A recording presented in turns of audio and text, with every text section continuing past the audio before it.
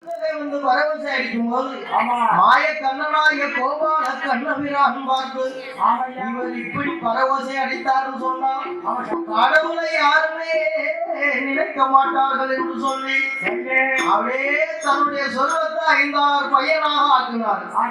5,6 பையனாக கொண்டு அவர் மேல என்ன பண்ணியிருந்தாங்க, சல்லிக்கல்ல பண்ணி ஒன்றைந்து சல்லி அள்ளி படாபடான்னு எரியுது. வள்ளுவருக்கு எரி தாங்க முடியல. அங்கங்க வாடி பாக்குறாரு. பையன் மேல கடு கோபம் வந்தது. அப்படின்னு எப்படி அடிக்கிறாரு, பூ உதற காய் உதற கனி உதற காலங்கள் எல்லாம் உதற உதற உதற எல்லாம் அடைக்க உதற உதறன்னு சொல்லி பரவசை அடிச்சாரு. சரி சரி 10 வயசுல போனா பிஞ்சு, 40 வயசுல போனா காய், 80 வயசுக்கு சொல்லுறீங்கன்னா பழுத்த பழம். அதாவது பாருங்க, அவன் 40 நாள் வெப்பமா இருக்கான். ஆஸ்பத்திரியில போய் செக் பண்ணி பார்த்துட்டு வீட்டுக்கு வரா கலந்துருக்கு. அது பூ உதிர்ந்து நல்ல பையன் பள்ளிக்கூடம் போறான். பஸ்ல நிக்க முடியாம வழியில கை பிடிக்க முடியாம கீழே விழுந்து இறங்குதான். அது பிஞ்சி பூ. அப்போ காய் நல்ல ஒரு ஆளுக்கு ஒரு 35 வாலிப பையனுக்கு அவங்க அப்பா இடம் எடுத்து வைக்கிறாரு. எத்தனை ஏக்கர்? 7 ஏக்கர் இடம் எடுத்து பத்திரம் எழுதி கையெழுத்து போடணும். டக்குமட்டாவில் வந்துகிட்டு இருக்கோம். வேகத்துல போறம் பாத்துக்கிடுங்க. போறம் வாய் பத்துன்னு கீழே விழுந்து இறந்தே போனோம். கைது பண்ணான். அப்படி பூ உதிர காய் உதிர கனி உதிரன்னு அடிச்ச உடனே அப்படியே சாவு கொஞ்சம் கொஞ்சமா விழுந்து ரொம்ப பெருகிட்டு அப்போ பூமாதேவி பார்த்தா. ஆனா முன்னால உயிர் சுமை நிறைய ஆயிடுச்சுன்னு பார்த்தோம். பிணச்சுமை நம்ம மேல வந்து அதிகமா கிடைக்குது. உயிராவது கொஞ்சம் கணந்தா இருந்துச்சு. சவம் என்ன கணம் கணக்கு, ஏன் பாவி செத்த சவமா கணக்கு அப்படின்னு சொல்லுவாங்க. அப்படி குனிஞ்சு கிடந்த உடனே பார்த்தா பூமாதேவி மீண்டும் கடவுளை நினைக்கிறான்.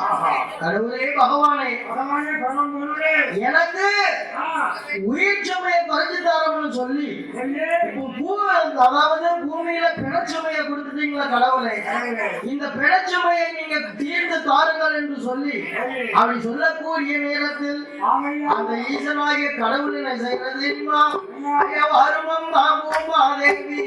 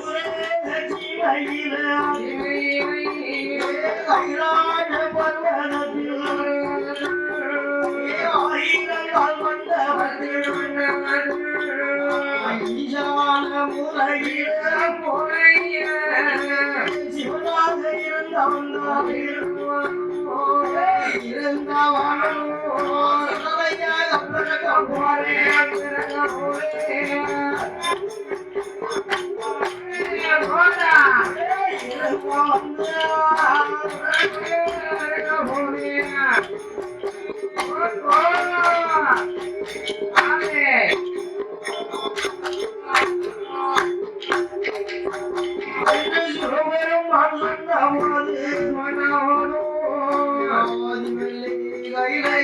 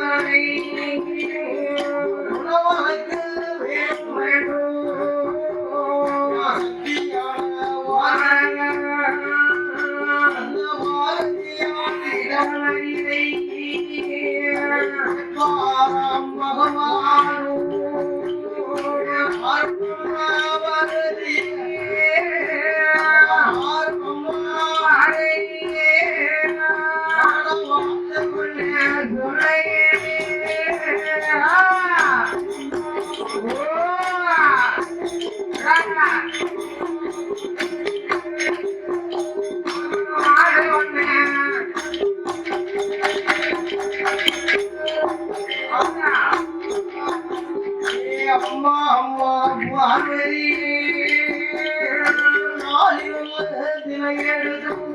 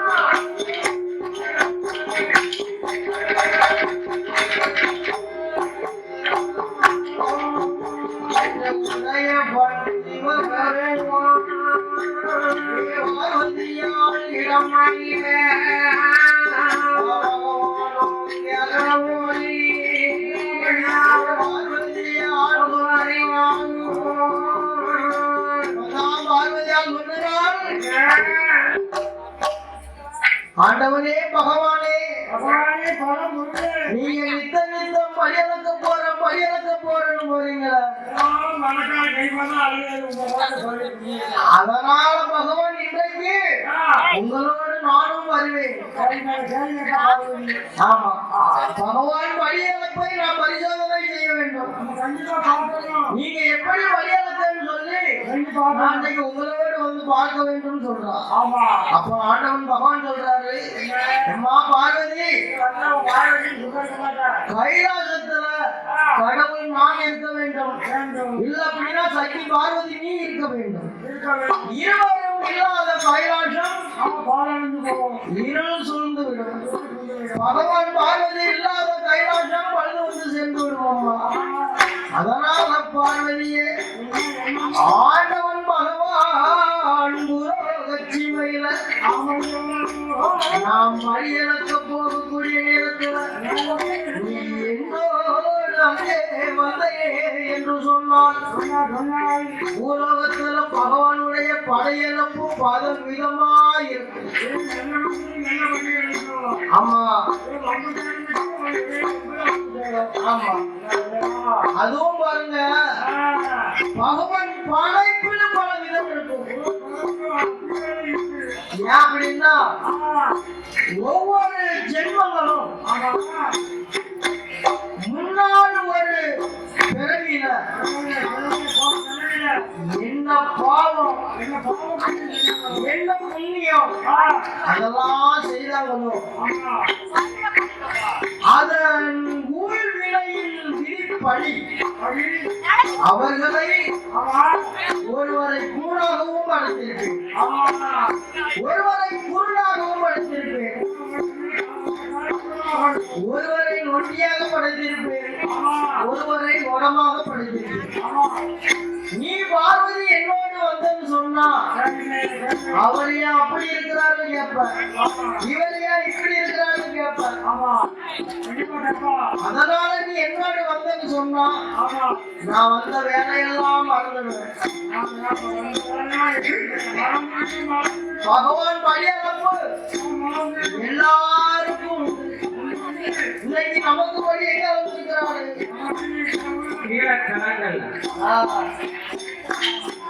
அதாவது பாருங்க, சிவராத்திரி இதுக்கு எதற்காக மக்கள் எல்லாம் சிவராத்திரி விடிய விடிய இருக்கிறாங்க தெரியுமா?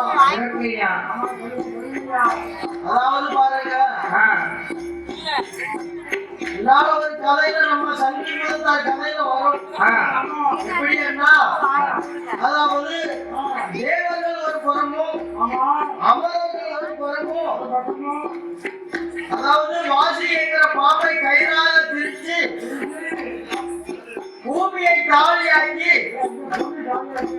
ஆமா அதாவது மத்தாக செய்து அப்படியே பாம்பை கயிறாக பிடிச்சு, ஆமா அப்படியே மத்த பிடிச்சு தேவர்கள் ஒரு புறமும் அமரர்கள் ஒரு புறமும் அமிர்தம் கிடைவாங்க. அப்படி அமிர்தம் கடையும் போது முதலாவது அமிர்தம் யார் வருவாரா? அதாவது பாருங்க, யாருக்கும் வஞ்சகம் சூனியம் எதுவுமே அவனுக்கு கிடையாது.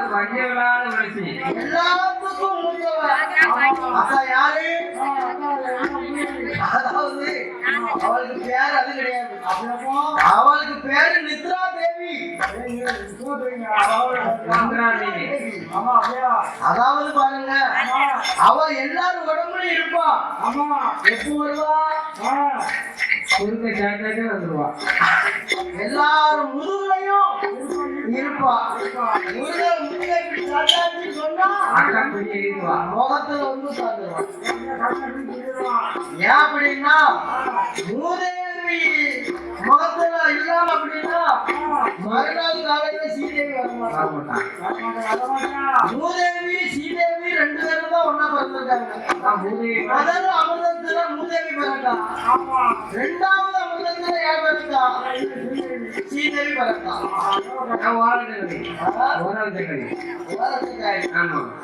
அதாவது அவன் எங்க எங்கெல்லாம் பணம் கும்பி எனக்கும் அங்கதான் போய் சேருவான், இருக்கிற இடத்துலதான் போய் கேட்பா. ஆமா, அந்த சீதேவிய யாரு கல்யாணம் பண்ணிக்கிட்டாங்க? யாரு? நம்ம நாராயணன் இருக்காரு, விஷ்ணு, லட்சுமி நாராயண சீதேவி. நாராயணர் அவரை கல்யாணம் பண்ணிக்கிட்டாரு. ஆமா, அப்படி அமிர்தம் கலையும் போது நாலாவது அமிர்தம் கிடைக்கிறாங்க. ஆமா, நாலாவது அமிர்தத்துல என்ன வந்து பிறக்கிறது? நஞ்சு வந்து பிறகு. ஆமா, அந்த நஞ்சு வந்து வந்த உடனே அப்ப ஆண்டவராகிய கடவுள் கையால எழுதுறாரு. ஆமா, இந்த நஞ்சை பூமியில விட்டோம்னா உலகம் தாங்காது. அப்ப இதை என்ன செய்யலாம் அப்படின்னு சொல்லி, இந்த உலகமெல்லாம் மாண்டு போவதை விட நாம ஒரே ஆளு மாண்டுட்டா எல்லாரும் உயிரோடு இருப்பாங்க அப்படின்னு சொல்லி ஆண்டவன் கடவுள் அந்த நஞ்சா அப்படியே வாயில போட்டார். ஒரு உருண்டையை ஊற்றி போட்டார். கையில உள்ளாமையில இருந்தது அப்படியே உள்ள வாயில போட்டார். அத வாயில போட்டார் பாருங்க. பார்வதி பார்த்துக்கிட்டே இருந்தவன் ஒரே ஓட்ட ஓடி வந்து பகவான் சண்டை சண்டை எட்டி பிடிச்ச உடனே பகவான் வாயில போட்ட நஞ்சு கீழே போகல மேலேயும் வரல. ஆமா, கழுத்துல ஒரு கண்டமா சுத்திட்டு இருக்கு. ஆமா, அதான் கரை கண்டம். ஆமா, அந்த நஞ்சு வந்து கழுத்துல அப்படியே கண்டமா சுத்துறதுனால அவருக்கு நஞ்சுண்ட நாயகம்னு ஒரு பேரு, கரை கண்ட நாதம்னு ஒரு பேரு. அப்படி ஆண்டவராகிய சிவபெருமான் அந்த நஞ்சு உண்டது ஒரு பாம்பு கட்சின்னு சொன்னா எத்தனை நாளைக்கு இருக்கும்? 40 நாளைக்கு இருக்கும். அப்ப ஒரு நாள் முழுக்கும் யாரும் அந்த பாம்பு கடிச்சவங்க தூங்கிடக்கூடாது. இப்பெல்லாம் ஊசி வந்திருக்கு, மருந்து மாத்திரை வந்திருக்கு. அப்போ ஆண்டவன் பகவான் இந்த நஞ்சு உண்டவரு அந்த நஞ்சு தொண்டையில உரையுது வரைக்கும் விடிய விடிய இருந்தாத்தாங்க உரையும் அப்படின்னு சொல்லி தேவர்கள் மூவர்கள் முனிவர்கள் 33 கோடி தேவர்கள் நான்முகன் நன்முகன் நல்ல தலை கொண்டு மாமுனி ஆதித்யர் குழந்தையர் அட்டமுனி சட்டமுனி அப்பா கைலாசத்துல இருக்கக்கூடிய ரம்பா ஊர்வசி கோலகை திருத்தங்கை இப்படி இருக்கக்கூடிய எல்லாரும் வந்து விடிய விடிய வந்து தேவார பாட்டு பாடி நடனம் ஆடி நாட்டியங்கள் எல்லாம் நிகழ்ச்சி நடத்தி விடிய விடிய சிவபகவானுக்கு முழிப்பு அவரை முழிக்க வைக்கணும்னு சொல்லி எல்லாரும் முழிப்பு இருந்திருக்கிறாங்க. அண்ணா அன்னைக்கு சிவனுக்காக இரவு பொழுதும் முழிப்பு இருந்ததுதான். மாதத்துல ஒரு நாள் அது சிவராத்திரியா மாதத்துக்கு ஒரு சிவராத்திரி வருது.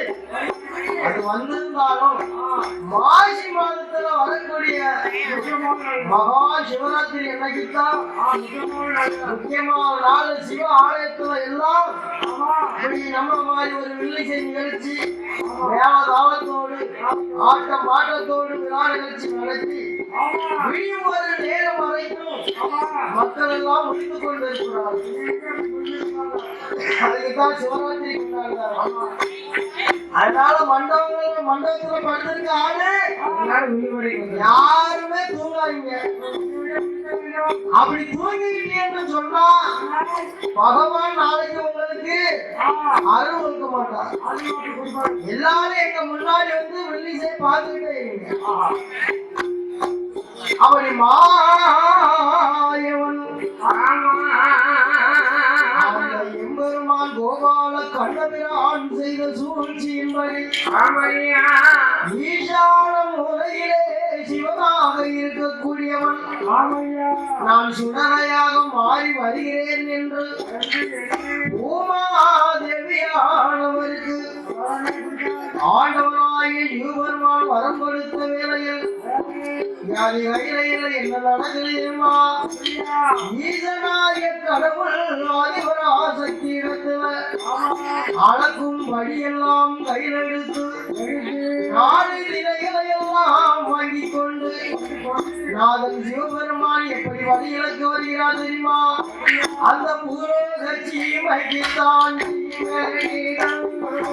வழியிலக்க வேணும் என்று வாரே கடவுளான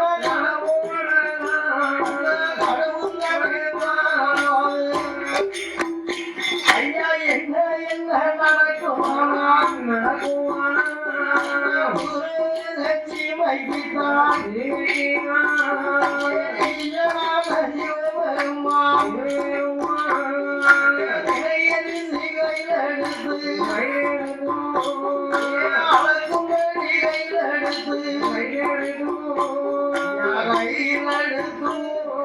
ஆண்டவன் வருவாரா வருவாரா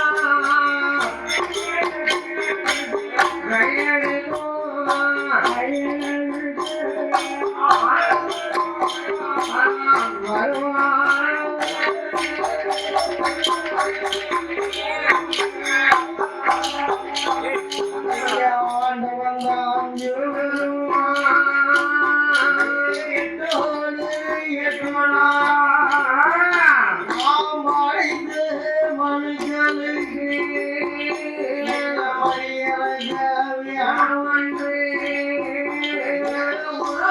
படைத்த மனுஷனுக்கு உணவளிக்க வேணும்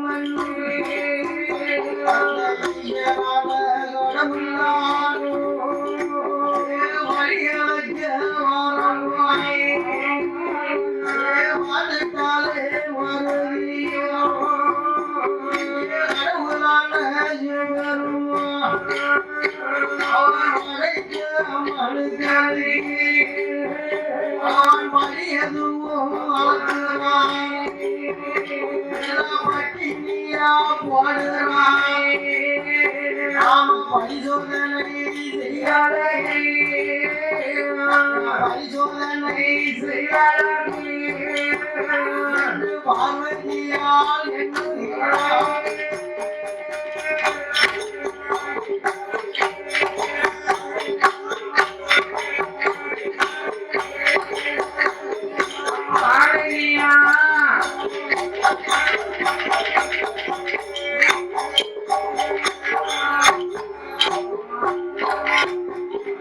பரிசோதனை செய்வதற்கு பார்வதியால் மனதில் எண்ணி என்ன செய்வான் பகவான் மேல பார்வதிக்கு ஒரு சின்ன சந்தேகம் வந்தது. அதாவது பாருங்க, பகவான் உலகத்துக்கு படியெடுக்க போகிறாரா, இவர் படிதான் அழைக்கிறாரா, இல்ல அப்படின்னா பட்டினியாயிரம் போட்டுட்டு வராரா, இல்ல ஒவ்வொரு வீட்டுக்கும் எத்தனை மாசம் படி என்பதை நாம பரிசோதனை செய்து பார்க்க வேண்டும் என்று மகாசக்தி பார்வதி மனதிலே நினைக்கிறார். ஏன் அப்படின்னா பகவான் வந்து ஒரு பெண்ணாசை பிடித்த பித்தன். ஏன் அப்படின்னா ஒரு பணமரத்துல சேலை கட்டியிருந்தாலும் அந்த மனுஷன் உன்ன போன மனுஷன் திரும்பி வந்து பார்த்துட்டு தான் போவார்.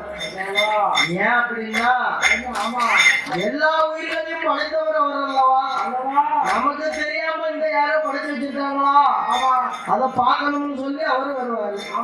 ஆனா பார்வதி அவள் சந்தேகப்பட்டு ஒரு தப்பான எண்ணத்துல எண்ணுகிறான். அதான் பாருங்க, ஒரு குடும்பத்துல இன்னைக்கும் சந்தேகம் அப்படிங்கிற ஒரு புயல் முன் வாசல்ல வந்துட்டுன்னு சொன்னா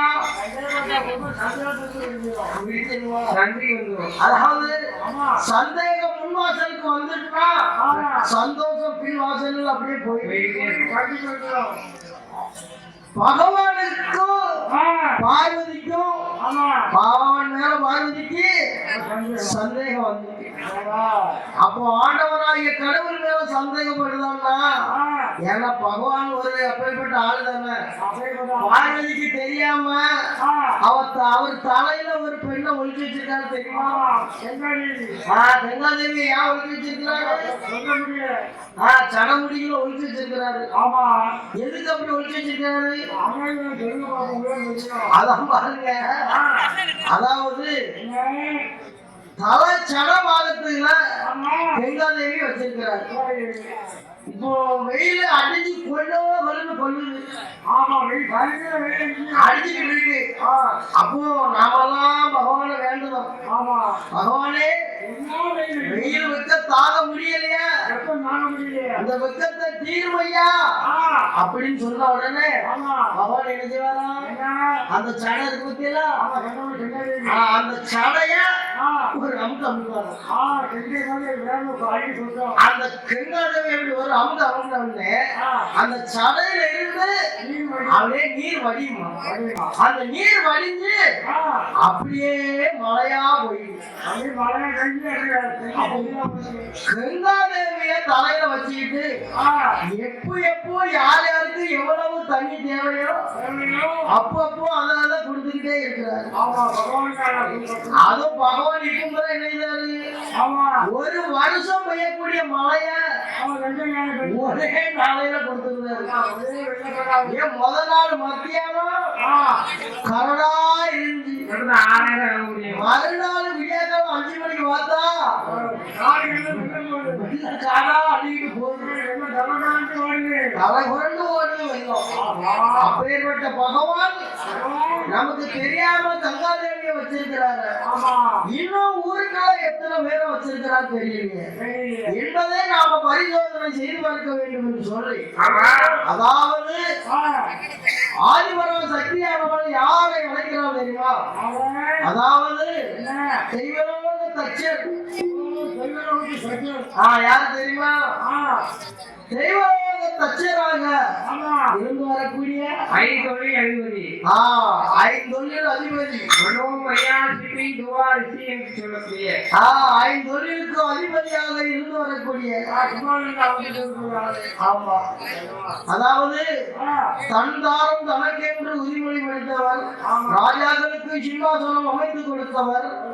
இப்பேற்பட்ட காரியங்களாம் ஐந்தொழில் செய்து வரக்கூடிய அந்த விஸ்வகர்மா சமுதாயத்தை சேர்ந்த அவே கைலாசத்தில் பிறந்த தெய்வலோக தச்சரை வரவழைக்கிறார். எப்படி அழைக்கிறார் தெரியுமா? ஆதிவரா சக்தியானவள் எப்படி அழைக்கிறார் தெரியுமா? என்னகனே விஸ்வகர்மா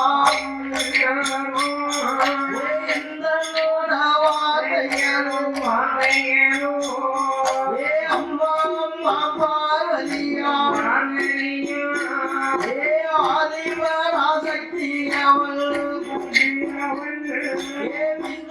விஸ்வகர்மானவரை அழைப்பாள் அம்பார்வதியா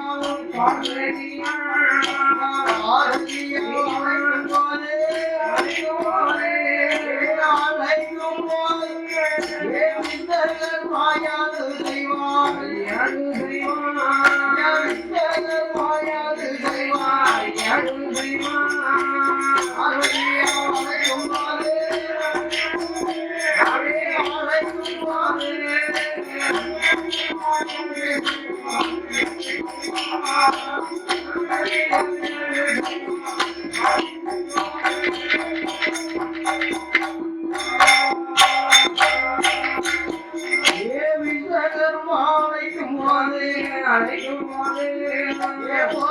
எங்கே வாராரே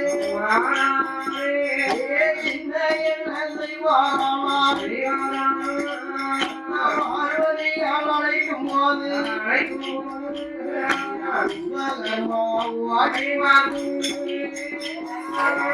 அம்மா பார்வதி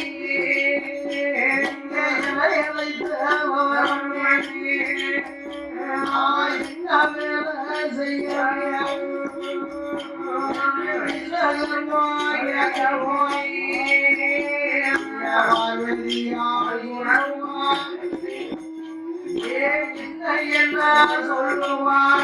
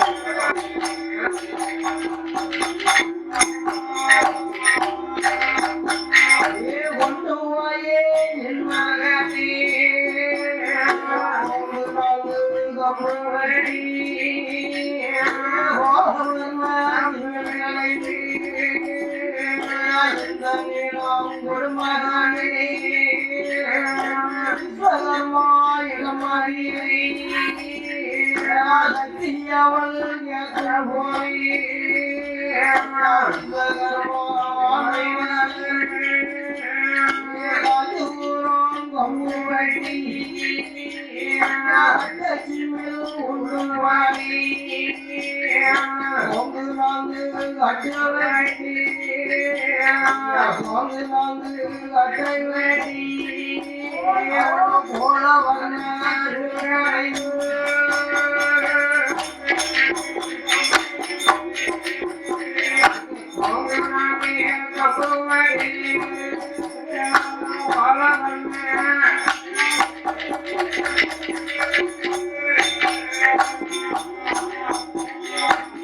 காஞ்சூரம் கம்பு வெட்டி கட்ட சிமிலானது உண்டு பண்ணி நான்கு கம்பு வெட்டி உல வர்ண சிமில் கடைந்து கொண்டு வந்து கொடுத்தார் விஸ்வகர்மானவரும் அப்படி சிமில் கடைந்து கொடுத்தவுடனே ஆதிவராஜ் ரக்கியானவன் சிமிலை வாங்கி பார்க்கிறான்.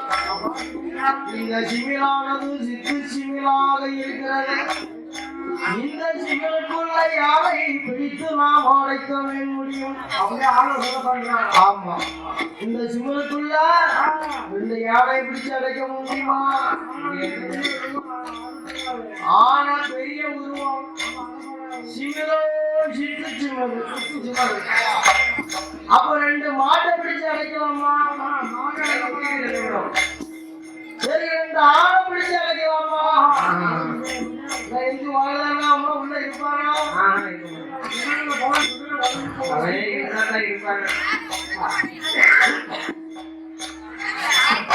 ரெண்டு பெண்ணை பிடிச்சு அடைக்கலாமா? குழுமி கூட சண்டை போடுவான். அப்பந்தான் பார்க்கிறாள் பார்வதி, இந்த சிவனுக்குள்ள அடைப்பதற்கு எந்த உயிரை பிடிச்சு அடைக்கலாம்னு ஆலோசனை செய்யும் போதுதான், அதாவது சிற்றெரும்பு பூலோகத்தில் இருந்து கைலாசத்தை நோக்கி ஒன்றன்று ஒன்றாக வரிசை வரிசையாக அப்படியே போறத கண்ணால கண்டு. அப்போ அன்னைக்கு சித்தெரும்பு போனதை பார்த்துதான் ரயில் கண்டுபிடிச்சிருக்காரு.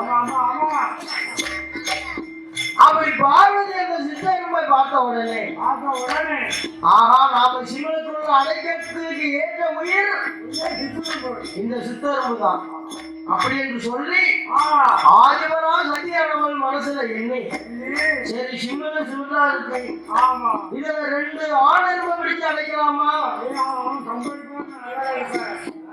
ரெண்டு பேரும் மீசை திருக்கிட்டு இருப்பாங்க உள்ள இருந்தாங்க, ஒரு ஆண் ஒரு பெண். ஆமா, சிவனுக்குள்ள ரெண்டு உயிர் சந்தோஷமா இருக்கணும்னா ஒரு ஆண் ஒரு பெண், ஒரு ஆண் எறும்பும் ஒரு பெண் எறும்பையும் பிடிச்சு அடைத்தோம்னு சொன்னா சந்தோஷமா இருக்கும். உள்ள சச்சரவு இல்லாம சண்டை இல்லாம இருப்பாங்க. அப்படி என்று எண்ணி ஆதிவரா சக்தியான பார்வதா தேவியானவன் அந்த சித்து சிவனுக்குள்ள யாரை பிடித்து அழைக்க அலையாமல், யாரை பிடித்து அழைக்கிறான் தெரியுமா? ஒரு ஆணரும் பெண்ணரும்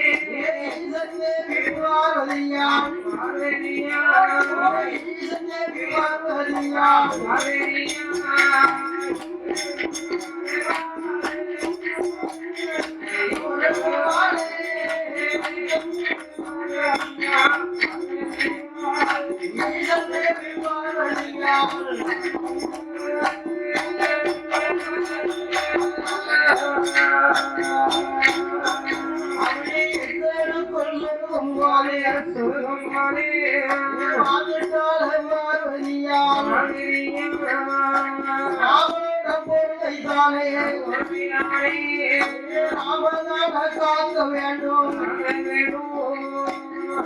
மனசுல நினைக்கா. இந்த சித்து சிம்மரா வேற யார்ட்டையும் கொடுக்க வச்சோம்னா பாதுகாப்பா வைப்பாங்களா? வைக்க மாட்டாங்க. ஐயோ, நம்ம தாளகாட்ட கொடுத்தா என்ன ஆகும்? அப்படி கொடுத்தாலும் பரவாயில்லையே நேர ஜிம்ல கொண்டு போவாரு. எங்கடா மார்வாடி கடை இருக்குன்னு பாப்பாரு. மார்வாடி கடையில கொண்டு அடகு வச்சு நேர பச்சை போயிட்டு கடைக்கு போயிடுவாரு. அங்க வைக்க அங்க ஒரு திருக்கு அவர் கையில கொடுத்தா அவங்க கொண்டு வச்சிருவாரு. எந்திரிச்சு போறாரா அவர் கொண்டு வராரா? சரி நம்ம அண்ணாச்சிட்ட கொடுத்து வச்சேன் நம்ம குழந்தைங்க அவர் நேர மகாவுக்கு கொண்டு போய் பேத்திமாட்ட கொடுத்துருவாரு. பேத்திமார் என்ன செய்வா அவன் தண்ணியில கொண்டு விட்டுருவாரு. அப்பதான் பார்வதி நினைச்சா நாம போறத வேற யாரையும் நம்பக்கூடாது. நாம போறது நாம தான் இருக்கணும். இப்ப வாங்க ஊர்ல இருந்து எல்லாரும் வந்திருக்கோம். நிறைய செய்தி கொடுத்தோம். பெரிய பெரிய செல்போன்லாம் பையில வச்சிருக்கோம். அந்த கம்பு பையில மண்டைப்பூர வச்சுட்டு இருக்கோம்னா செல்போன் காணாம போயிடும். நாம போய் நாம தான் பாதுகாத்து நம்ம வடிக்கிற செல்லு பையில வச்சுக்க. நாளைக்கு சாதனை சொல்லி யாரும் கேட்க முடியாது. அப்ப அன்னைக்கே பார்வதி ஒரு அன்னைக்கே மறைச்சு வச்சிருக்க. அதான் இன்னைக்கு பஸ்ல ஓடும் பஸ்ல கம்பு வழியில செல்போன் போட்டு பேசிட்டு அவசரமா ஏறிடுறாங்க. பஸ்ல கூட்டத்துல நிக்கவங்க நைஸா அதை எடுத்துருந்தாங்க. உடனே சிம்ம சுவிட்சா பண்ணி வச்சிருக்காங்க. ஏன்னா பஸ்ல யாரும் பார்த்து வச்சிருந்தாங்க, யாரும் பார்த்து வச்சிருந்தாங்க. எங்க போய் பார்க்க இல்லை. அப்படியெல்லாம் போயிட்டு இருக்கு பாருங்க. அப்பந்தான் பார்வதி மனசுல எண்ணி யாருக்கும் தெரியாம முந்தான பட்டியலை முடிஞ்சு தன்னுடைய எக்ஸலுக்குள்ள சொல்லி வச்சுக்கிட்டாங்க. சொல்லி வச்சுக்கிட்டா பாருங்க. சரி தாத்தா முன்னாடி போல தாத்தா எடுத்து போயிருவாராம். முன்னாடி போல ஆமா பாடிவார் நினைச்சுனா இந்தியில முடிஞ்சு எட்டுல சொல்லுவா. ஓஹோ எடுத்த பார்க்க மாநகட்ட மனுஷங்க அப்படின்றது பாடி சொல்லுவா. ஓ இடுப்ப பார்த்தோம். ஆமா பாடி சொல்லிருக்காங்க. என்ன கேட்பாங்க இந்த வயசு வரை நீ இருப்ப அப்படியா? அதான் பாருங்க பார்வதி பகவானை பரிசோதிக்க வேண்டும். பகவான் படியலக்க போயிட்டாரு. இந்த உயிரே பணியா இருக்கு. அவர் இந்த 2 நாளைக்குள்ள வந்து படி அளந்தானே அளப்பு. அப்படி இல்லைன்னா படி அளப்பது எப்படின்னு நம்ம பார்த்துடலாம் அப்படின்னு சொல்லி இந்த உயிர் பட்டினியா தானே இருக்கும். பகவான் பரிசோதனை செய்ய வேண்டும் என்று சொல்லி படியலக்க சென்ற பகவான் திரும்பி வரும் வரைக்கும் ஈசன் தேவியான பரதா தேவியானவன் எந்நேரம் பகவான் படியலுக்கு போனவரு திரும்பி வருவதை எதிர்பார்த்து காத்து கொண்டிருப்பா. எப்படி காத்துட்டு இருப்பா? வழிமேல் விழி வைத்து காத்து கொண்டிருப்பா. அப்படி விழி வைத்து காத்து கொண்டு இருக்கிறவன் அன்றைக்கு எப்படி இருக்கிறார் தெரியுமா? மௌனமா இருக்கிறார். எப்படி இருக்கிறார் தெரியுமா? அவன் வீட்டில கண்மறைக்கலையே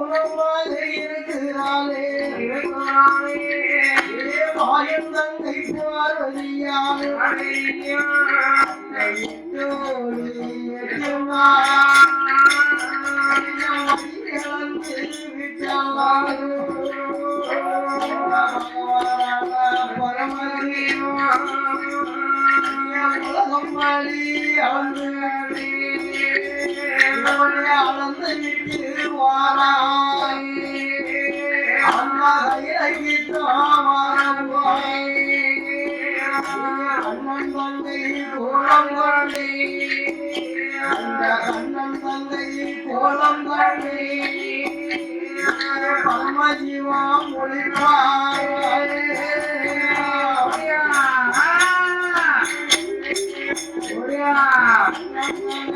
கோலம் கொண்டே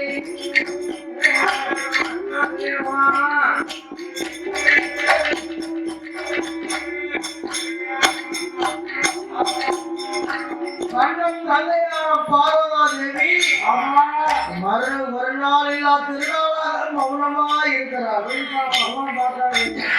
பகவான் வரும்போது எப்போ வருவார்னு என்னென்ன எதிர்பார்த்து இருக்கவா அன்னைக்கு மௌனமா இருக்கிறார்.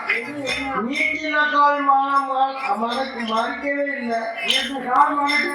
அவங்க கூந்தல் முடியல, விழுந்த எச்சம் துடைக்கல, கண்ணீரும் கவலையோடு கவர்ந்த தலை ஏற்று பார்க்காம மௌனமா இருக்கிறான் மாயன் தங்கை பாரு.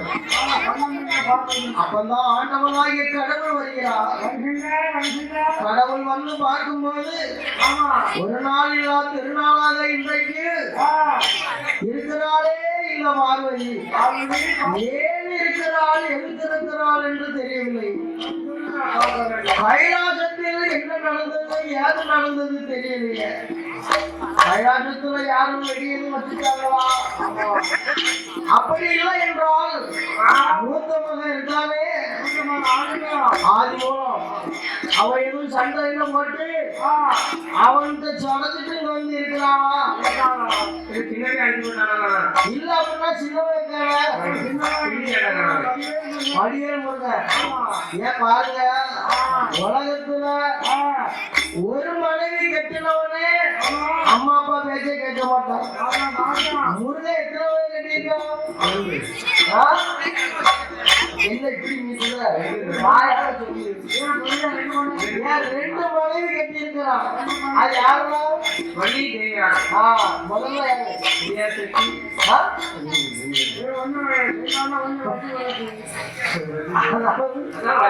முதல்ல தெய்வ அம்மை, இரண்டாவது வள்ளி குரமகள். குரத்திய மனம் முடிச்சுட்டு குன்றுதோறும் குரமா கடவுளா போயிருக்கான். அவன் எதுவும் அம்மா கிட்ட சண்டை போட்டானா தெரியலையே. பார்வதி ஒரு நாள் இல்லா திருநாளா மௌனமா இருக்கிறாளா என்னன்னு விசாரிக்கணும்னு சொல்லி பார்வதி அருகாமையில் வந்து நின்று அம்மா பார்வதி என்ன மாயம் நடந்தது, என்ன மாசம் நடந்தது, ஒரு நாள் இல்லாத திருநாளாக மௌனமாக இருக்கிறேன், ஏன் எதற்காக இப்படி இருக்கிறாய் என்று கண்ணன் தந்தை இடத்தில் கேட்கும் போது அப்பதான் கண்ணன் தந்தை பார்வதி சொல்றா, ஆண்டவனே பகவானே நீங்க படியளக்க போறோம்னு போனீங்களே, இப்படி போன பகவான் எல்லா உயிர்களுக்கும் பட்டினி இல்லாமல் நல்லதொரு முறையில படி அளந்தீங்களா? அப்படி இல்லைன்னா ஏதாவது உயிர்களை பட்டினியா போட்டுட்டு வந்தீங்களா என்பதை நீங்க உள்ளபடி என் இடத்தில் ஒழியாம சொல்லிடுங்க என்று ஆதிவரா சக்தி இடத்திலே கேட்கும் போது அப்போ ஆண்டவன் கடவுள் சொல்லுகிறார், அம்மா பார்வதி நான் அறிந்த வரைக்கும் தெரிந்த வரைக்கும் நான் படைத்த மனுக்கள் யாவையும் இதுவரைக்கும் நான் எந்த உயிரையும் பட்டினியா போடவில்லை. பகவானே பரம்பொருளே நீங்க 2 உயிரை பட்டினியா போட்டுட்டு வந்திருக்கீங்க அப்படின்னு சொன்ன உடனே அப்போ பகவான் பார்க்கிறார், பார்வதி நான் அறிந்த வரைக்கும் தெரிந்த வரைக்கும் எல்லா உயிர்களையும் நான் படி அளந்துட்டேன். அப்படி உயிர் ஒரு இடத்துல இருக்குமே ஆனால் அந்த உயிரை என் இடத்துல எடுத்து காட்டு என்று இதனாக கடவுள் கேட்கும் போது சத்தியான பார்வதியானவள் ஓட்டமாக ஓடி சென்று தன்னுடைய கிடக்குள் சொல்லி கொண்டு வைத்திருந்தார். அந்த சிறுகாணி சிறுமிலை எடுத்து ஊட்டை திறந்து பார்க்கக்கூடிய வேளையில் அந்த சிமிழுக்குள்ள எப்படி இருக்கிறது தெரியுமா? அந்த ஆளரும்பும் பெண்ணரும்பும் ஆனது. அங்க ஆளுக்கு ஒரு திரை அரிசி